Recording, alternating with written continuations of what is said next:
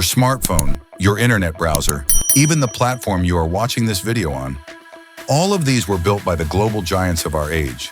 Yet the foundations of these giants were not laid in a corporate office.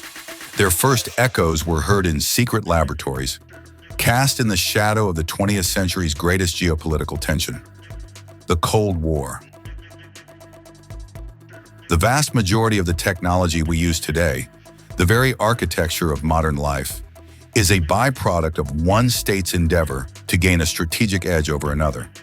This is not merely a tale of engineering. It is a historical analysis of how the pursuit of power, secrecy, and global dominance unknowingly reshaped civil society. How did the strategic necessities of the Cold War create our digital future? And how do the shadows of that past continue to reverberate across today's tech empires? History often begins with a moment of rupture. In the history of technology, that moment occurred on October 4th, 1957, with the Soviet Union's launch of Sputnik, the world's first artificial satellite. This was more than a technological achievement. For the United States, it was a national humiliation that triggered a profound fear of Soviet superiority. This Sputnik shock, weighing heavily on American shoulders, accelerated not only the space race, but also an unprecedented investment in defense-oriented scientific research. It was in this climate that the U.S. Department of Defense founded the Advanced Research Projects Agency, ARPA, in 1958. ARPA's core mission was to focus on disruptive technologies that could fundamentally alter the nature of future warfare. ARPA's most critical problem was information security.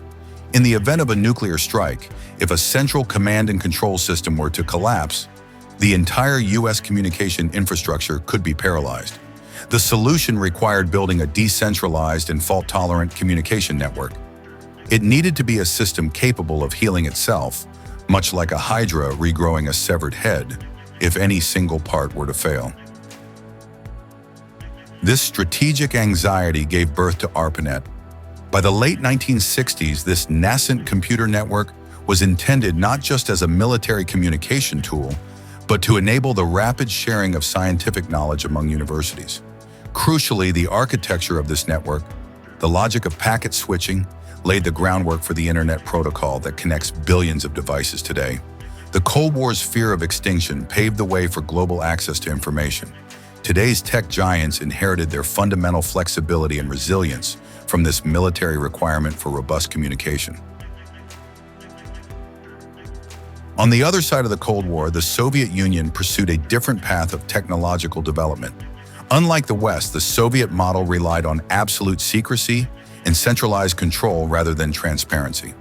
The Soviet world of science and technology was organized around closed cities, Naukograds, which were completely isolated from the outside world and often omitted from official maps. In these cities, the country's most brilliant minds worked on nuclear weapons, space technology, and supercomputers. They achieved significant successes. Sputnik and the first human spaceflight stand as testament to that. However, this centralized and secretive structure severely hampered the civilian application of technology. The flow of information and collaboration was stifled by rigid hierarchy. It was difficult for a scientist at a Soviet university to even know about the work being done by a colleague at a research institute in Moscow.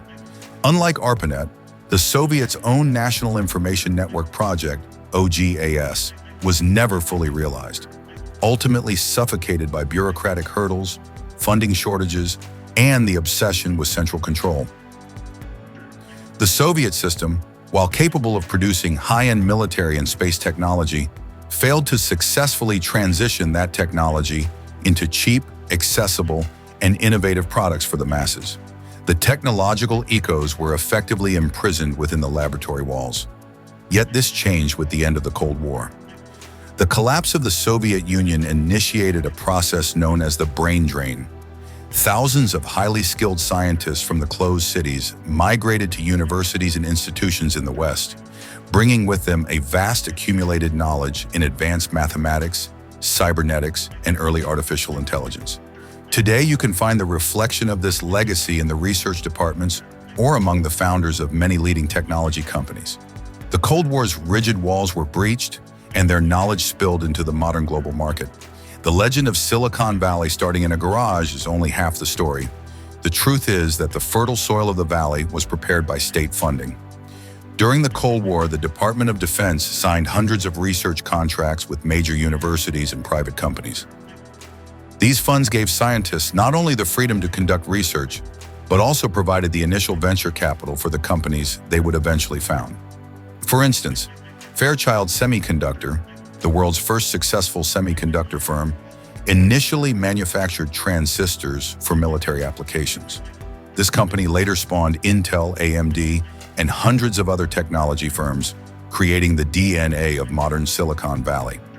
In essence, the government acted as the primary customer and risk-taker, creating a secure launchpad for the private sector to take off. This dynamic is perhaps most striking in the development of GPS technology. Originally designed by the U.S. military for precise missile guidance and positioning, the satellite network was later opened for civilian use in the 1980s. Today, every navigation app, every delivery service, and every smartphone mapping function stems directly from the Cold War's military need for precise, real-time geolocation. This technology, once a classified government tool, is now the backbone of global commerce in daily life. As historians and economists often point out, the tech giants are not solely products of a purely market-driven innovation. They sprouted from the seeds strategically financed by state vision. Today's technology leaders inherited this massive infrastructure and knowledge base, born out of the high-stakes environment of the Cold War. Their commercial brilliance is, in many ways, the economic echo of yesterday's military imperatives. The Cold War has ended, but the nature of strategic competition continues to evolve. Today, the Cold War's two biggest themes, national security and disruptive technology, have converged into a new era, the artificial intelligence race. Just as nuclear weapons and space technology were the yardsticks of national power in the 1960s, today AI, quantum computing, and microchip manufacturing are the keys to global dominance. History tells us that this race will never be purely academic or commercial. ARPA's original reason for funding ARPANET in the 1960s was to decentralize information securely. Today, concerns over cyber sovereignty and digital security, primarily between China and the US, are compelling tech companies to invest heavily in national security-focused R&D. Where once a communication network resilient to a nuclear strike was needed, now, infrastructure resilient to cyber attacks is demanded. Furthermore, today's tech giants are increasingly positioning themselves not just as market players, but as national security contractors. Amazon, Google, Microsoft, and others are developing cloud computing, military AI projects, and defense technologies for government agencies. This is a modern iteration of the Cold War's government-university industry complex. Echoes of History teaches us that technological progress is rarely started with a purely altruistic motive. It is often born out of our greatest global fears or our grandest strategic ambitions.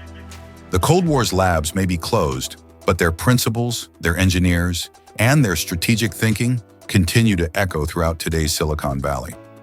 Our smart devices are merely the civil extension, the enduring echo of a classified military strategy. The future of this technology will largely depend on our awareness of this historical cycle. Knowing the origins of the technology that built us allows us to wield it with more conscience and intent. Thank you for watching. To explore more echoes of the past, be sure to subscribe and like this video. We'll see you in the next installment.